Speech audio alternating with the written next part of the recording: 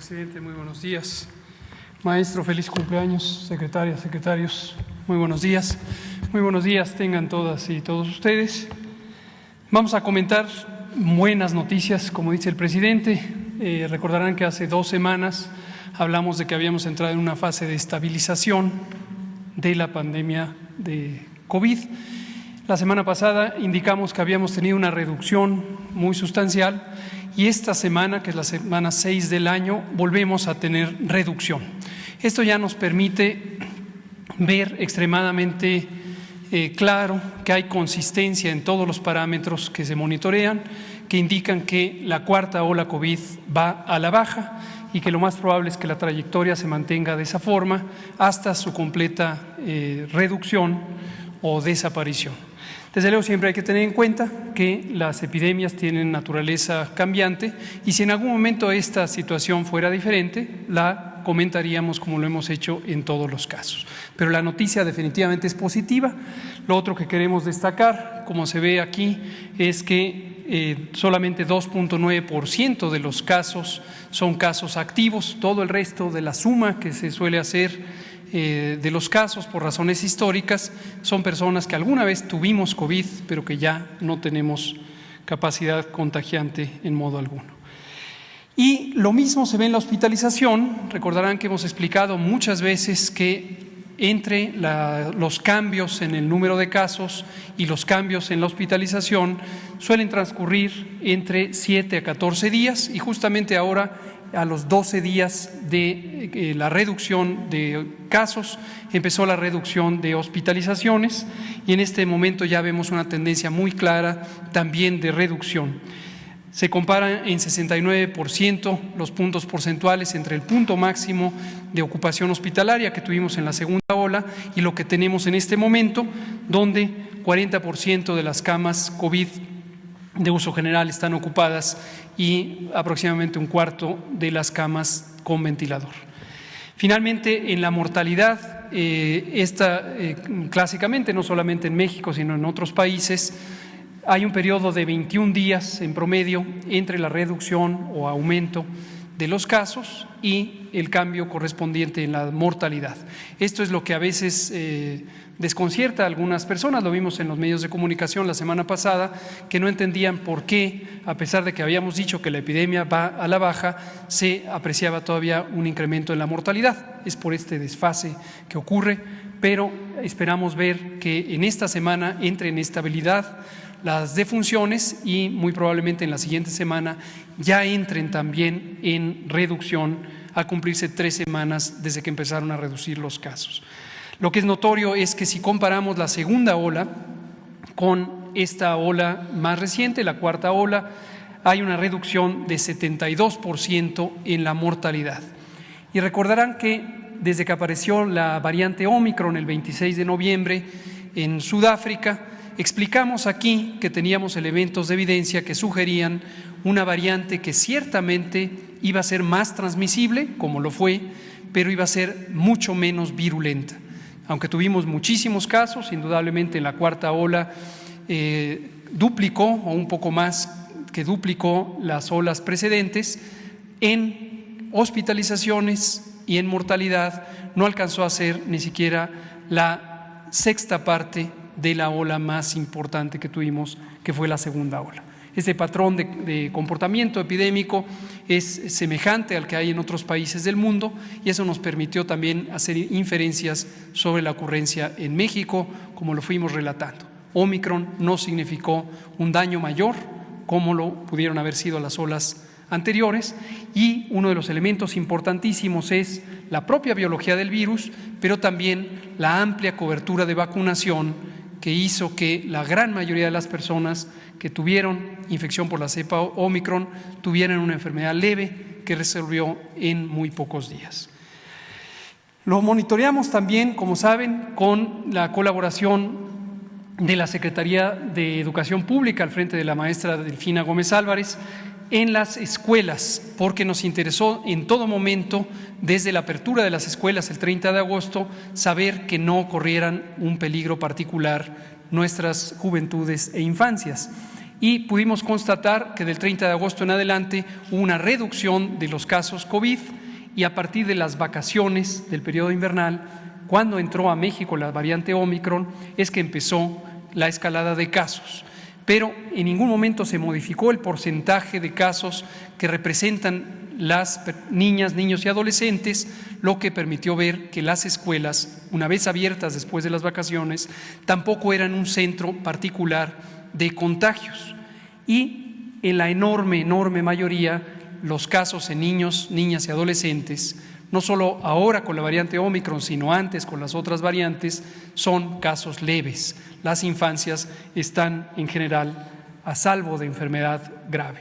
Solamente las personas, las niñas, niños que tienen inmunocompromiso por alguna enfermedad crónica y que son las que estamos protegiendo ya desde hace varios meses con la vacuna COVID.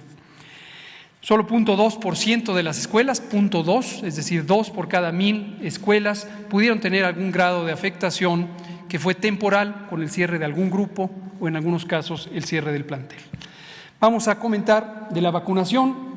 Vamos también en muy buen ritmo. Se ve aquí las dosis acumuladas, son casi 170 millones de dosis que se han puesto. Como pueden ver en la curva, la línea que se ve ahí en la gráfica que presentamos todos los martes, ha sido muy constante el progreso del plan de vacunación. No ha habido periodos de rezago o de retraso o recesos, sino de manera prácticamente continua se ha mantenido la cobertura de vacunación a la alza. Son casi 84 millones de personas ya vacunadas, las personas adultas mayores de 18 años que han sido vacunadas, y 94% ya tienen el esquema completo, lo que nos lleva a una cobertura general de 89% para las personas adultas.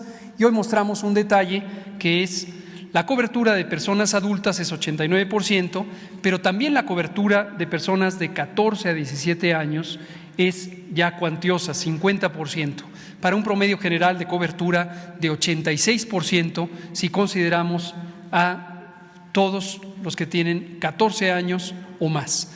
Enfatizamos esto porque parece que no ha quedado claro que niñas, niños y adolescentes también están siendo protegidos a partir de los 14 años, y en el caso de niñas, niños y adolescentes con enfermedades crónicas, que son quienes pueden tener un riesgo incrementado de COVID grave, también están siendo protegidos desde los 12 años. Vemos los refuerzos, también van avanzando en muy buen ritmo. Personas de 60 años y más, 66% ya tienen su dosis de refuerzo. De 40 a 49 años, 29% tienen su dosis de refuerzo, y estamos abriendo ya para personas de 30 años y más, que esto es lo que vamos a enfatizar hoy. En algunas entidades federativas ya lo habíamos anticipado, incluyendo la Ciudad de México, y llevamos hasta el momento un poquito menos del 1%.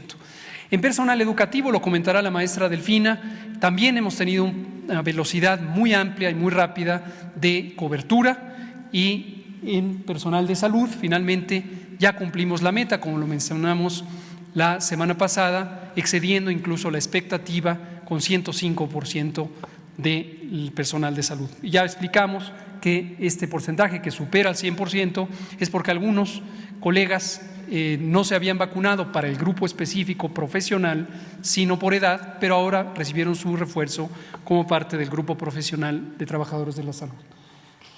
Ahora vemos que tuvimos un nuevo embarque de vacunas para un total de 202.5 millones de dosis, y este embarque corresponde a vacuna Astra, que proviene de un contrato con el Instituto Serológico de la India. Aprovechemos para agradecerle al doctor Pedro Centeno, hoy director general del ISSSTE, en su momento director de Birmex, que fue el que negoció este contrato en un momento particularmente difícil, cuando India fue afectada por la variante Delta. Se había detenido el aprovisionamiento, pero ahora ya nos entregaron completamente lo contratado. Gracias, doctor Pedro Centeno. Lo penúltimo es comentar que oficialmente se abre el registro para personas de 30 años en adelante, particularmente 30 a 39 años de edad, que no hayan recibido el refuerzo. Regístrense en mivacuna.salud.gov.mx.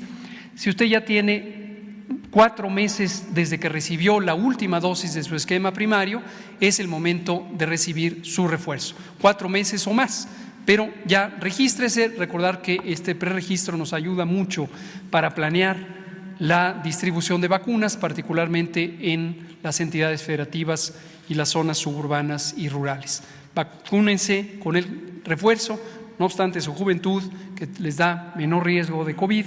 También es importante el refuerzo en personas de 30 años en adelante. Y en su momento seguiremos abriendo para los otros grupos. Lo último es un anuncio. El ensayo clínico aleatorizado de la vacuna Patria está en muy buen curso y agradecemos a la doctora Marilena Álvarez Builla, directora general de CONACYT, el excelente trabajo que ha hecho de confluencia con el sector privado para la producción de esta vacuna mexicana, y también con el sector público en las instituciones de investigación y educación superior. El ensayo clínico es muy importante. Este es un mecanismo para lograr la identificación de las capacidades de esta vacuna, ya identificadas en un ensayo previo que resultó muy exitoso, el ensayo fase 1, que mostró que es una vacuna segura, que puede conferir una respuesta inmune potencialmente protectora, y ahora estamos en la fase 2, y las personas que se registren podrán recibir el refuerzo con la vacuna Patria o la vacuna AstraZeneca, es decir, de todos modos tienen garantizado su refuerzo, pero es de gran utilidad seguir avanzando con el desarrollo de la vacuna Patria. Y durante el ensayo clínico, las personas que se registren voluntariamente recibirán el seguimiento de los pacientes o de las personas voluntarias que participan en el estudio. La manera de registrarse es en el portal patria.conacyd.mx, y ahí están todas las instrucciones de quiénes pueden participar y cómo pueden hacerlo. Muchas gracias.